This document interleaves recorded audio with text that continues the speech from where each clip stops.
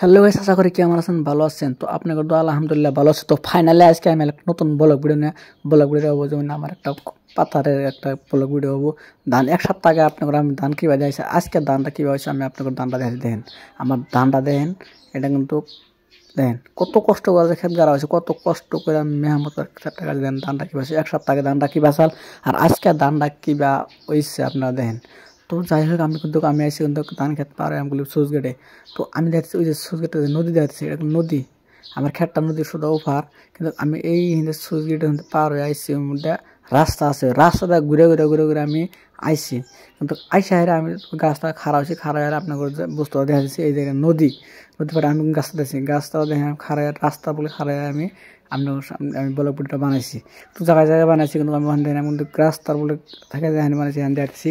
তো যারা ভিডিওটা দেখতেছেন পুরো ভালো লাগলে ভিডিওটা সাবস্ক্রাইব করে দেন প্লিজ। আর একটা কথা হলো আমার কাছে, আপনার কাছে, তো আপনারা আমাকে সাপোর্ট করেন। আমি অল্প আপনার সাপোর্টের আশায় আমি অল্প প্রিয় বানাতে হারি আপনার করে।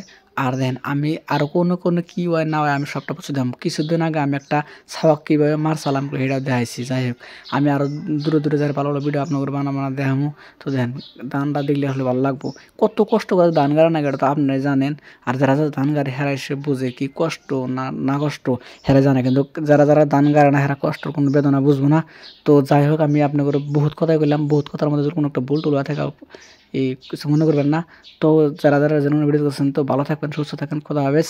আর একটা কথা হলো, আমার একটা কথা হলো আপনার কাছে, প্লিজ একটা সাবস্ক্রাইব করে দেবেন আর একটা কমেন্ট করে দেবেন প্লিজ। আর একটা আপনার কথা। তো যাই হোক, বহুত কথা কইলাম, বহুত কথা কয়ে আমি আসলে আমরা ই করে দেখালাম, আমি যে খেটটা দেখালাম, হাবি হাবি দেখালাম। যার যার ভিডিওটা ভালো লাগে দেখবেন প্লিজ। তো সবাই ভালো থাকুন, সুস্থ থাকুন, খোদা হাফেজ। আপনার জন্য দোয়া করি, আপনারা আমার জন্য দোয়া করবেন।